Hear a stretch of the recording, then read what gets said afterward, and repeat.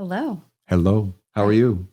Hanging in there. Yeah. Boy, it seems like every week they just go by faster and faster and faster. No, how are we the back squirrel here cages already? and going round and round. But what I am liking is it's going to be nice and warm, right? It's supposed to be 100 degrees this week. Yes. I'm kind of into that. So. I love it when I have kids. Well, with kids, because I can kick them out of the house at 8 a.m., like first thing, and I don't have to listen to them. They can go right into the backyard because it's already hot. And then we can spend our day swimming, which exhausts them, and they're in bed by 7 p.m. That's still a thing? You can put your kids outside? In the backyard. Okay. Yeah. I mean, don't call CPS on me, Gosh. Did they have to call CPS because you put your kids in the backyard? Oh, they did. Some 12-year-old was in their backyard or something all afternoon, and the neighbor called CPS on the parent. Oh my God. Maybe there's more to the story. You need to get a life, neighbor. Probably. That's crazy. Yeah. Nosy neighbors.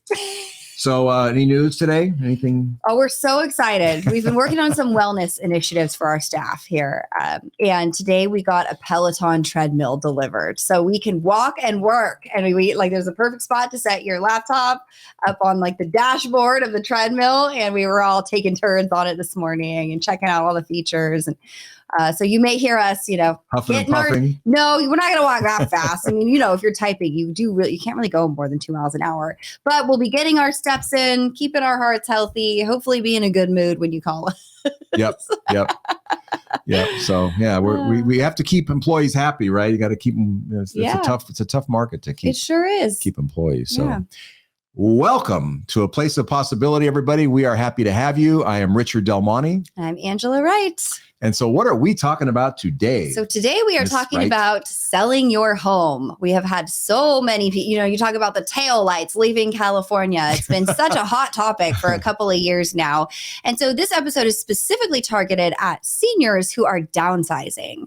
Maybe you just have too much space in the family home. Maybe you're thinking about moving to assisted living. Maybe you're moving to get closer to your children and grandchildren. So whatever the reason may be, we're so excited to talk about seniors downsizing or moving and all of the things that you need to be thinking about and preparing for in doing that. So to help us have this conversation, we're so excited. We have Dayna Wilson from Keller Williams Realty with us today. I'm going to read her bio. Dayna is a homeowner and longtime real estate investor.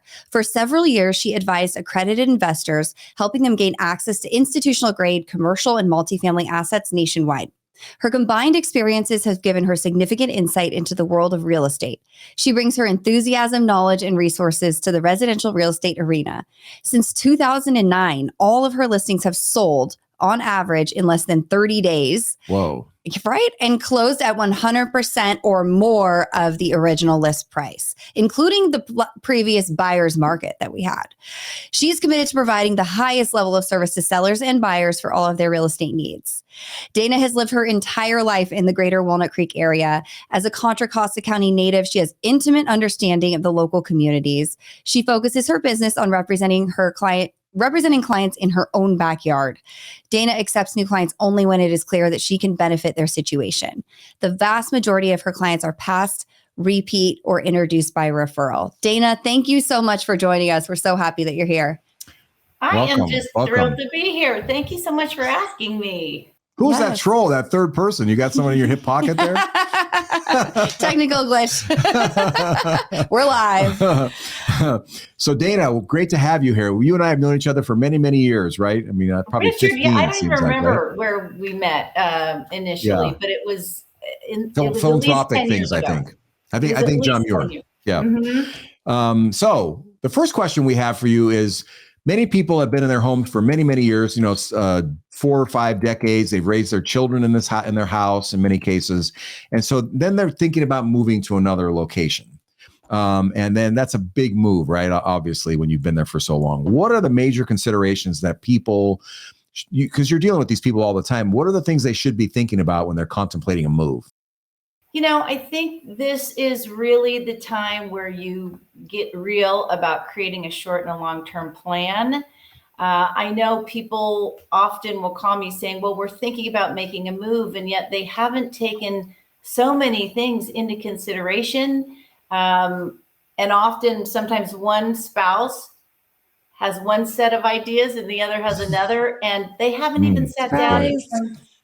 Right? They haven't come to an agreement on that. So this is the time to plan, and you're going to be thinking about your lifestyle and your healthcare needs, maybe now and in the future. So this step in the process really should take you the longest, because the physical move is almost the easy part.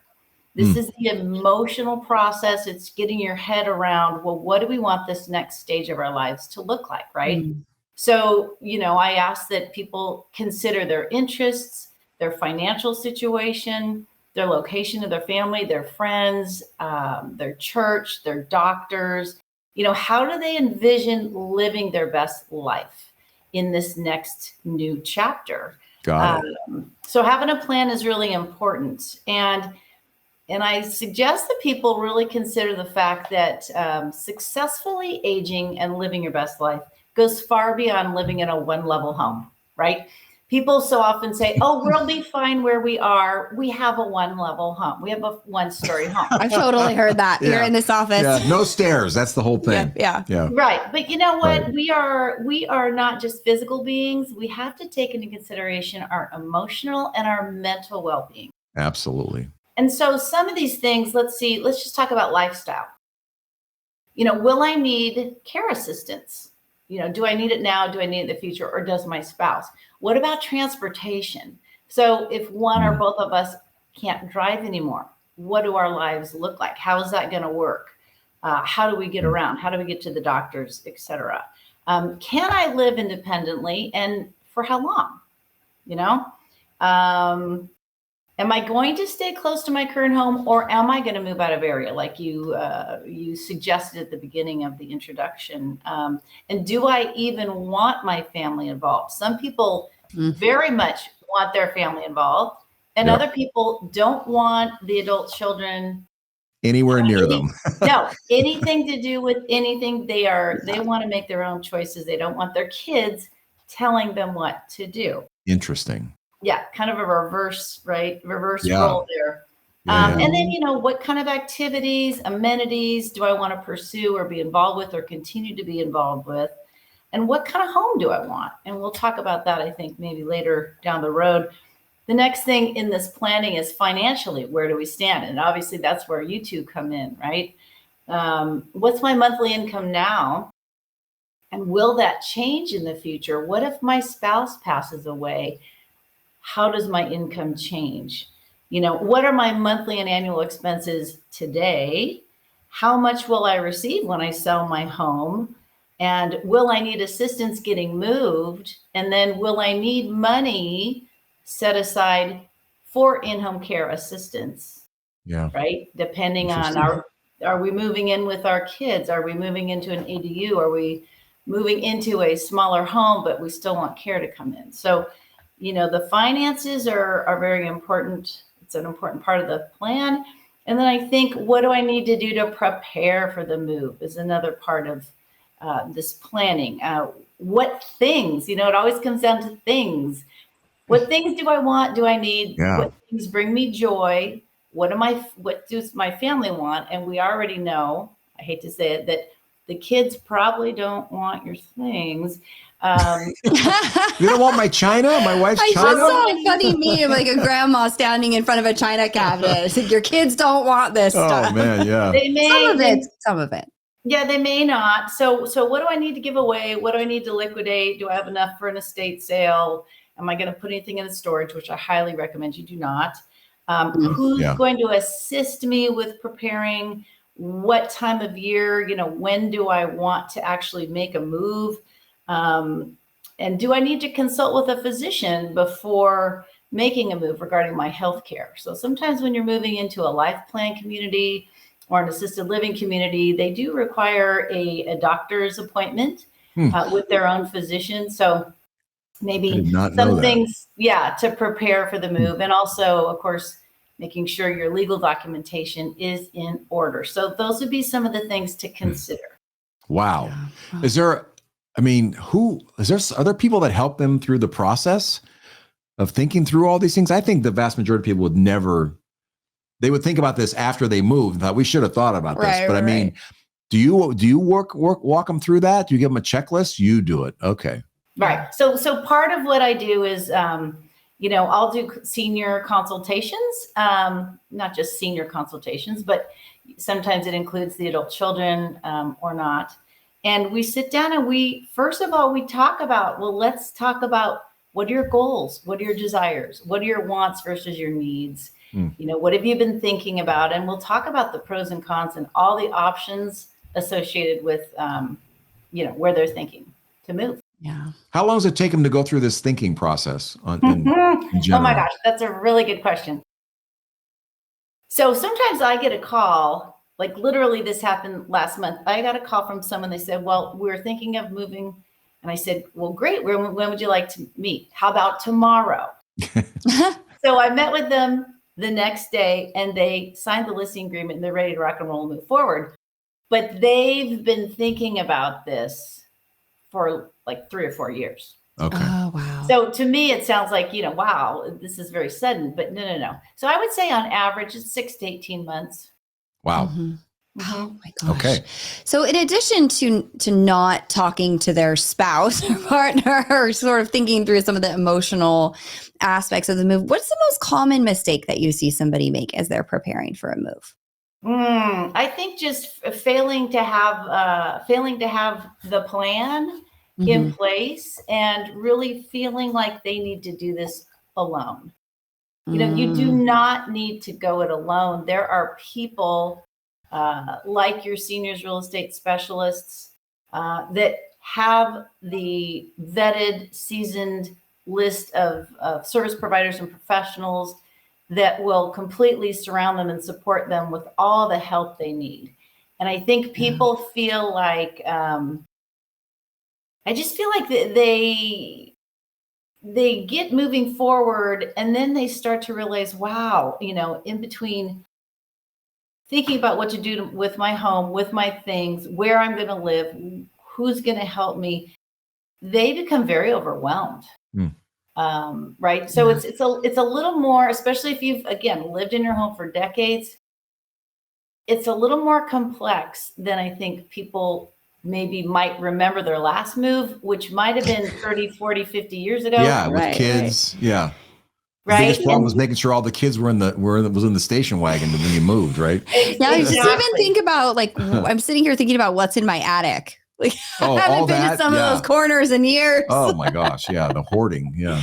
And I think a lot of people maybe even were relocated with their company. It was a corporate relocation move where they did everything.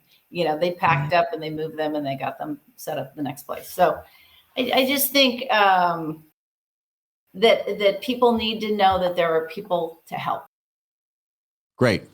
So when people are thinking about moving, a lot of times they want to move to an entirely different place, right? A different region of the country, another state. Right now, you hear it all the time. Yeah, got to get out of California. The taillights, they're all going down, Highway 80. You hear all these memes and stuff. I think it's mostly anecdotal, right? I don't know if it's true. But. Well, I think we've seen a number of clients move out of state. We I have lots of friends that talk about, the cost of living in other states and things like that. Yeah, it's a common, train of thought around here. For sure. So how did they come up and decide this is a good move for me? Like, I think a lot of people really don't think about what's the climate like where I'm going? How much snow is there? Am I going to slip and fall down my steep driveway and break my hip or something? Do they have tornadoes? Do they have hurricanes? Right. You mentioned bugs. Yeah, the bugs in Texas. I had a friend move there and she was horrified. Like she just never even considered the bugs she would be going after in her house. I mean, in California, we get maybe 1 or 2 bugs a night, right? That's all. But it's a whole different game in other states. Oh yeah. So what do you recommend to them? How do they decide if it's a good idea? I've never had bugs come up in my discussions. Okay. Welcome to Tell Monte Group. I guess, yeah. We cover it all here, Dayna. I don't even know where to go with that. I will say over half of my clients are moving out of state. Wow, over half. Yes. And then I would say the other half, 25% of those are moving to another area of the state. So only about a quarter are staying locally. We'll call it in the Bay Area. Wow, that's really interesting. Yeah. 75% are moving away from the Bay Area.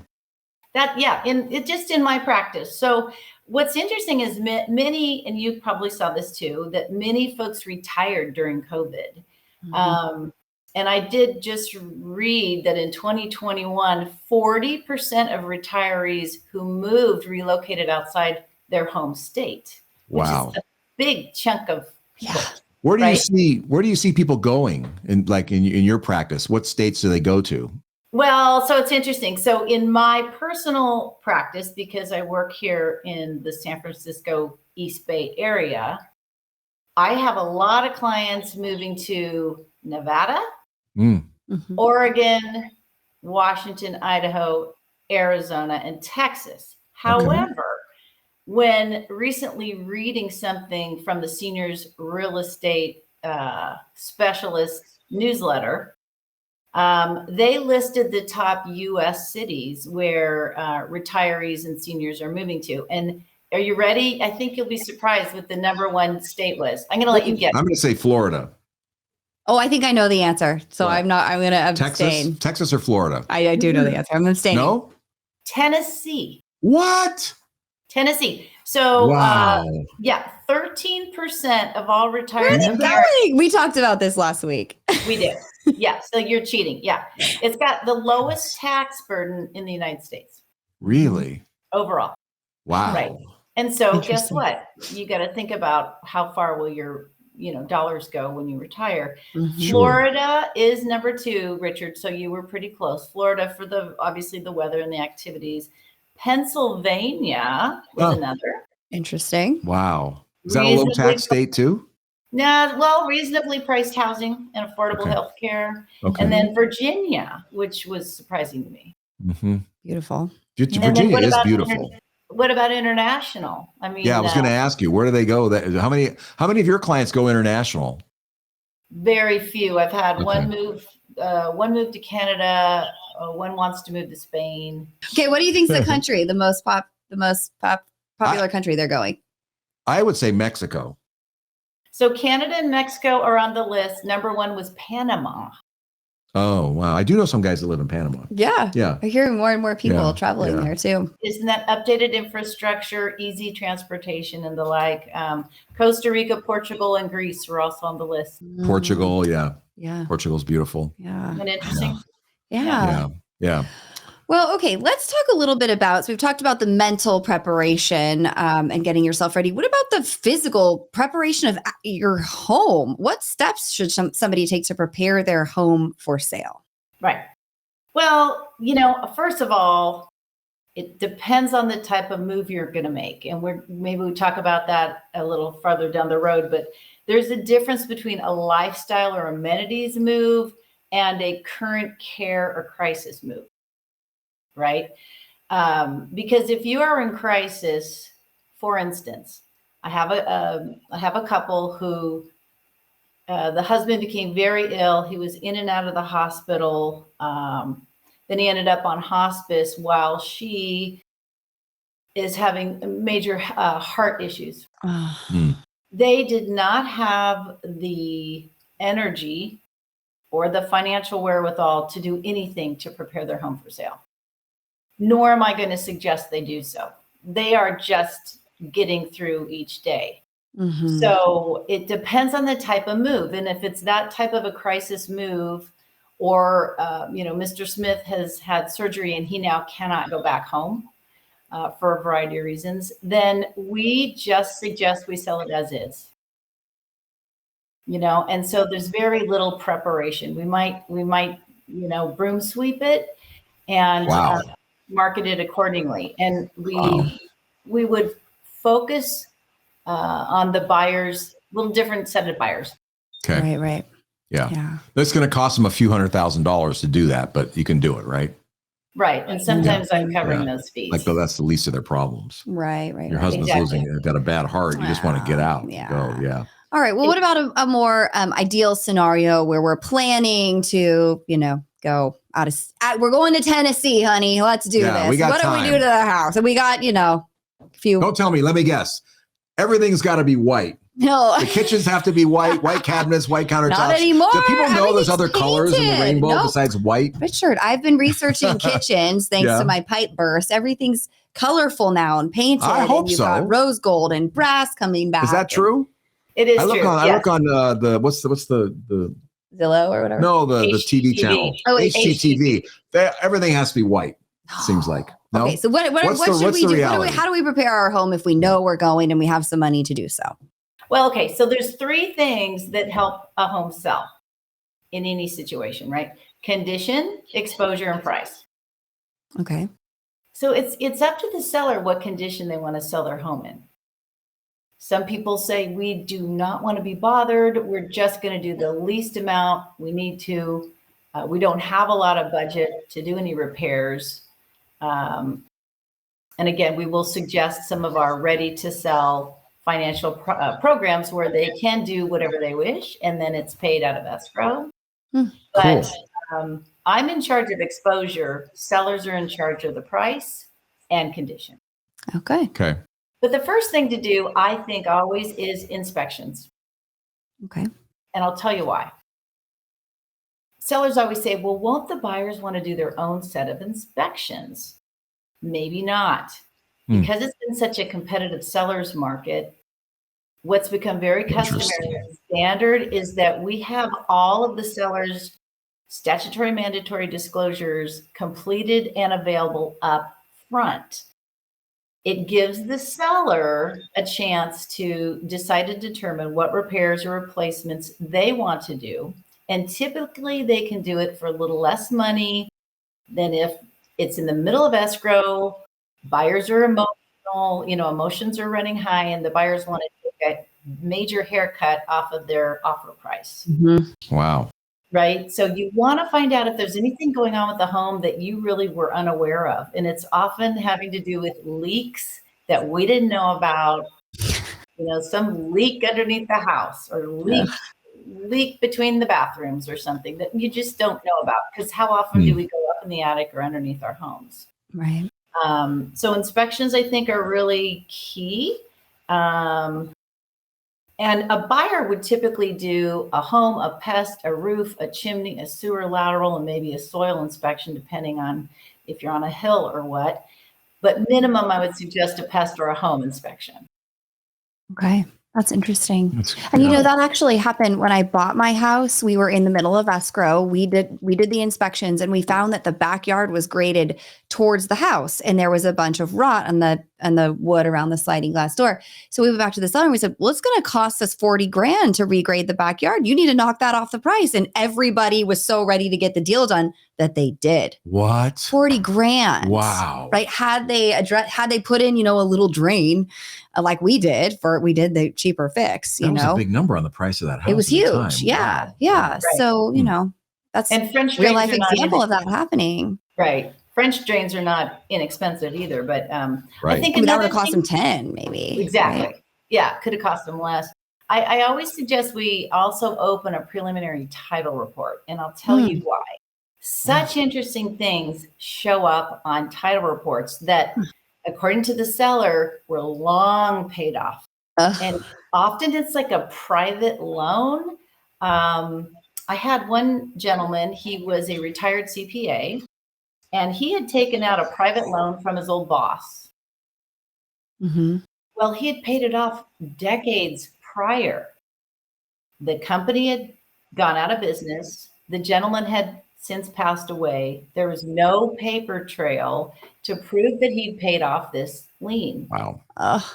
Now, the title company needs the time to possibly have the seller, they have to buy a bond that protects everyone from that lien. In this case, my escrow officer did an amazing job, and they tracked down the paper trail in Shasta County. And it was from 30 plus years ago. Gosh. That's why we like to have that taken care of, looked at, make sure there's no surprises. Because again, you don't want that slowing down escrow.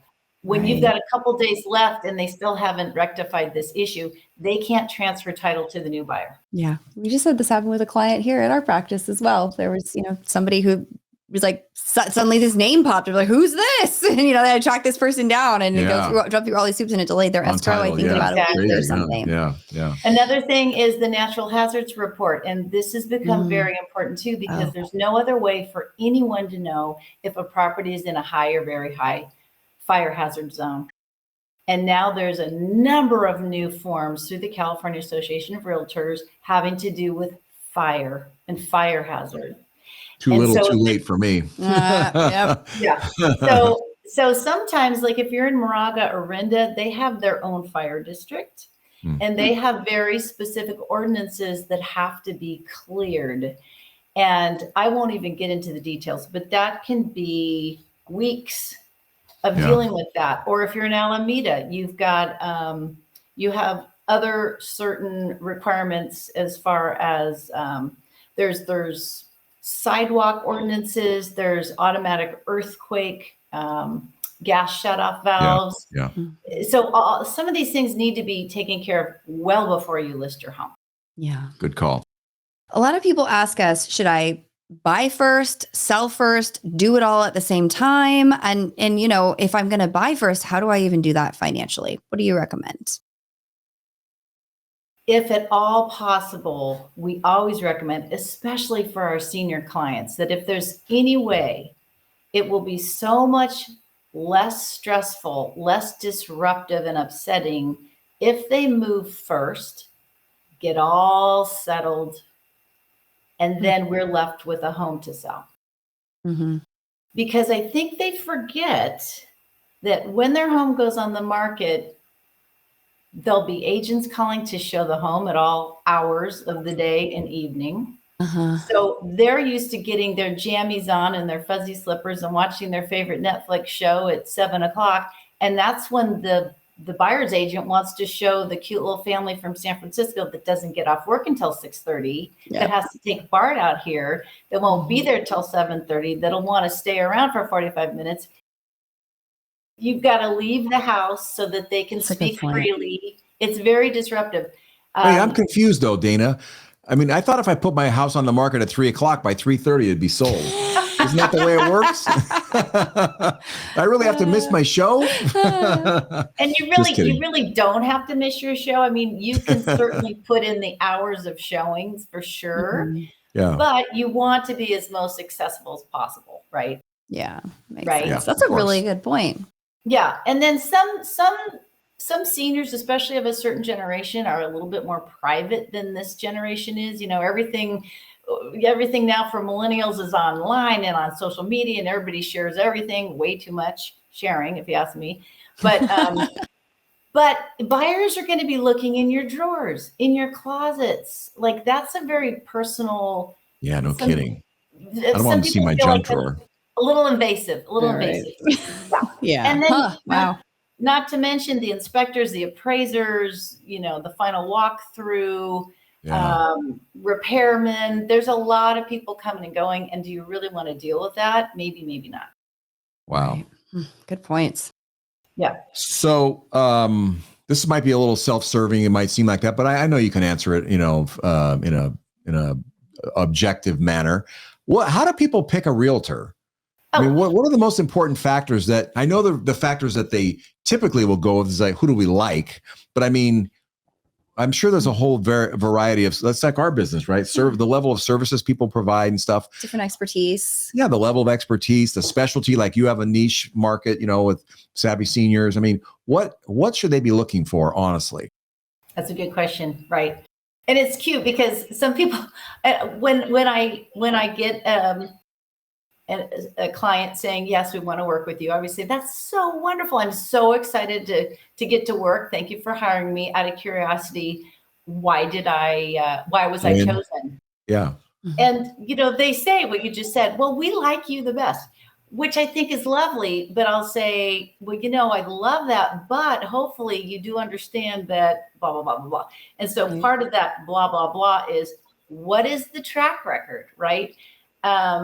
Do they have experience with handling later in life moves, which are very different from your typical normal move and require knowledge of detailed timelines and the right vendors to help with the right things. There's additional steps involved. Sometimes we're dealing with a very tight timeline with someone moving into, let's say, a senior community where they've failed to take into consideration that they want their home sold by this date, but yet the unit in the community is not available until this date. Well, we've got to help coordinate all that so that it's as smooth as possible and they're only moving one time. Does that realtor have the support team and the staff to answer questions on a timely basis? Do they have an advocacy mindset? Are they willing to sit down and really have a conversation and listen to what's important to that person and what their concerns are and have solutions and answers for those? They're almost like a first-time home buyer, right? A first-time home buyer comes to me and their eyes are this big as saucers, and they've never bought a home and they're worried and they're nervous, and they just say, Dayna, hold our hand and just tell us what to do and walk us through this. Well, it's very similar to someone that has not sold a home in maybe 30, 40, 50 years. Their eyes are as big as saucers, and they're saying, Dayna, it's been so long and things are so different, and we don't have the same level of physical energy or our health is not the same. And hold our hands and tell us how this all works, please. Got it. I think thinking about that kind of a realtor level of attentiveness, experience with the current market. I mean, I've had some people say, well, we love you, Dayna, but we really feel like maybe we should work with our nephew. He's brand new and we want to give him a shot. Okay. And I love that's that. a tough one. I love that happens. Right. But they may not be the right support that they need for this type of a move. And even though the seniors don't maybe embrace technology, your agent certainly does. So your agent needs to have all the different, technological tools and systems available, because that's where the buyers are going to be finding their listing, right? Yeah. And track record, and what is their list over sold percentage, days on market, and how does that compare to the others in the MLS? So I think that's very important to know who's selling your home, because it's usually your most expensive and important and valuable asset. How does a consumer actually get that information? That's a great question. That would be their realtor. And just ask directly. I can print a report right off of the MLS. Okay. Awesome. Oh, no kidding. So you could ask could you please print this list oversold report for me? Right. What's the list called? Well, you have to be a realtor to access these reports in statistical reporting in the multiple listing. Mm-hmm. But what do they ask for? What report would a consumer ask for? List oversold. Is that what it is? List oversold? Okay. Oh, there's about 25 different reports. Okay. Okay. Wow, awesome. Yeah. Okay. Can we talk turkey a little bit? How much should someone expect to pay a commission to a realtor? And are there any other costs involved as a seller? Like when I'm calculating how much money I'm making off of this house, what am I deducting? Oh, wow. As a seller, you will have some fees. You will have some escrow and title fees, but they're minimal compared to the buyer's escrow and title fees. Mm-hmm. I think as a buyer, your largest fees are escrow title, which go into the thousands. And then as a seller, it's those pesky realtor fees that are the highest. Yeah. That's a big chunk of change. I think people need to remember there are typical fees involved. There's some discount brokers that will offer less, but you will be getting discount services, just bottom line. I would think so. Yeah. It's like it's like financial advisors or your attorney. Your attorney, your CPA, your financial advisor, your realtor. Is that really where you want to try to skimp and save money and work with someone that isn't as experienced or isn't the best at what they do? I really want to work with the discount heart surgeons, though. I'm telling you, I really want that. I mean, usually we'll calculate off like 3 to 6% for realtor fees. Is that still about right? Yes, I think typical. Remember, sellers are typically paying the overall fees, and average fees are, I say, 5 to 7%. 5 to 7. Okay. I've charged as high as 4% on my side because part of those fees included paying for things that the seller did not have a penny to pay for. Oh, so you can go above 3 and 3? It's completely negotiable. Oh, I had no idea. I thought it was just like 6 was some kind of statutory maximum or something. No, I didn't know that. That's really interesting. Yes. And so, and the splits between the buyer's broker and the listing broker can be different. So it doesn't have to be 3 and 3 or 2.5. Right. Okay. Right. Yeah. So I had one client where they were very ill and they were very, very poor. And they had a huge half-acre lot filled with trucks and backhoes and boats and trailers and sheds. And it all had to be hauled away. And the hauling fee alone came up to almost $4,000. Wow. So, and some of the fees include, I include in my services staging every single time. And you had asked. I would think so, yeah. You'd asked what other things you can do to prepare your home. We didn't even talk about a thorough cleaning, staging, professional photography, curb appeal, all those things. Drone photography, going through the house and all that stuff, right? Yeah. Those are cool. How much does it cost to stage a house? Oh my gosh. I mean, I know they're different size houses, but depends on the size, but Sure. Let's see. Maybe a condo might be as low as $3,800. And I think I have spent almost $8,000 on a really large home. And that just comes out of my pocket. Yeah. But staged homes statistically sell for more money and in a shorter amount of time. And we know that time on market does impact the price you're going to net.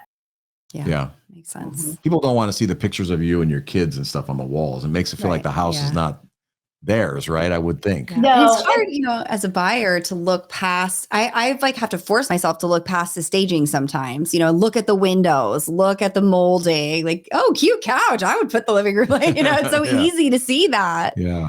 I think people need a little help with the vision of okay. Men walk into the house, and I'm going to have you answer this. What do the males ask first? What do they want to know, Richard? About the house? Yes. I guess square feet. How many bedrooms? No, not that. Typically, is it the bathroom or the garage? No, typically the males. The first question they say is, "Where's my TV going to go?" Oh, good one. Yeah. Yeah. Well, I don't really watch much TV, unfortunately. Where's my 80-inch? Yeah. They need the wall for the 80-inch TV. I got it. Yeah, for sure. That would be my man cave. Okay. And the women go straight to the kitchen. I mean, I'm generalizing, but seriously, this is almost true. So in staging, again, you can draw the eye to a feature that's really one of the best features of the room, or you can try to draw the eye away from a feature that's not as beautiful, maybe, but there's nothing you can do about it. Yeah. So that's all part of it. Plus, the photos online show so much better. You get a perspective as to, okay, if that couch is a typical couch size, then this room is actually quite large, and it just kind of shows the flow and the best use of each space. Yeah, that makes sense. Sense. Yeah. Well, we're running out of time, so we really appreciate you being here. Do we have any questions from the audience? I think I saw one that I captured. Anything else? No, yeah. So are we still in a seller's market? Yeah, that was there's actually two. Yeah. Okay, yeah. So first one, are we still in a seller's market? We've been in one for quite a while. What's your get out your crystal ball and what's your forecast? Today, I mean, all we know is today. If anyone tells you that they know exactly what's going to happen in 6 months from now, I want their crystal ball, because we really don't know. What we do know is, yes, we're still in the seller's market. What we do know is, we being realtors in general and this market in general, and even across the United States, we're starting to see price reductions. We're starting to see more inventory because interest rates are going up. Inflation is still going up. And so I think things will start to balance out a little bit and be less crazy. 2 years ago, I received 40 offers on a listing. We're not seeing that anymore. We're still seeing maybe 2 or 3 or 5 or 6. We're not seeing 20 and 30. Yeah. Typically. There's nothing wrong with having the market go back to equilibrium, right? I mean, it's not bad. It's not a bad thing. It's not a bad thing because affordability around here has gotten ridiculous. Yeah. People should have a minute. Take a minute to decide which of these houses you want. Not running and making bids as fast as you can, and well, especially you're buying a home that's like $1 million or $2 million. You need more than 10 minutes to make that decision. Exactly. I mean, it's insanity. Yeah. The second question we have is about people. The common thing people think is that seniors will sell their homes and then they quote downsize to a smaller house.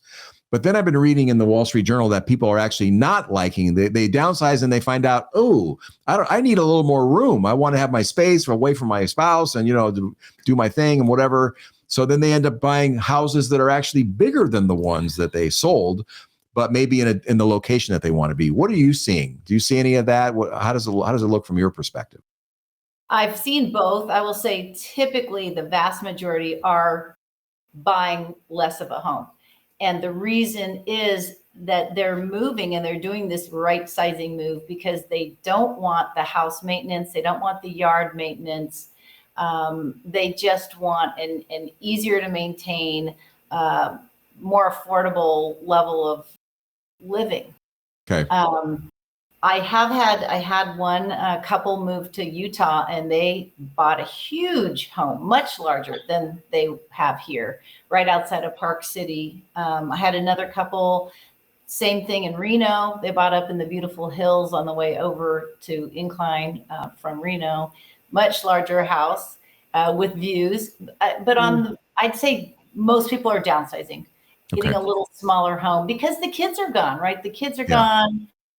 And maybe they have an extra room for the grandkids or visitors, but my kids keep coming back and they stay. So I need more bedrooms than I ever had before. Yeah, they keep multiplying. Yeah, it's true. Dayna, thank you. Dayna Wilson, thank you so much for being with us today. Stay with us after. Don't go anywhere, okay? We want to talk to you after the show's over. But thank you so much. It was really enlightening. I mean, some of the things are fascinating, right? It was really great. So thank you so much. I appreciated it. I enjoyed it too. Always great to talk to you too. Great. We'll come back to you from the green room. Thanks, Dayna. Dayna's contact information was on the screen there. You can find it in the show description, as well as notes from today's show. Yep. What an awesome. Really good. Awesome show. Fun things to be thinking about mostly. Well, thank you everyone for joining us. And if you have any questions or a topic request, please feel free to email us at info@aplaceofpossibility.com. If you'd like to book a consultation appointment with one or both of us, you can do so using the link on your screen or in the show description or on our website. We, as always, have our book, Endless Inheritance, available for you. If you make a request, we'll send you a free copy. And then, of course, as I said, show notes are available. If you had any questions about the topic today, you can reach out to Dayna or to us. We'd be happy to help. Love to talk to you. Yep, absolutely. Yeah, so thank you so much for being here with us again on this podcast. And we'll see you again in 2 weeks. And remember, you're invested and so are we. Thank you so much. We'll see you.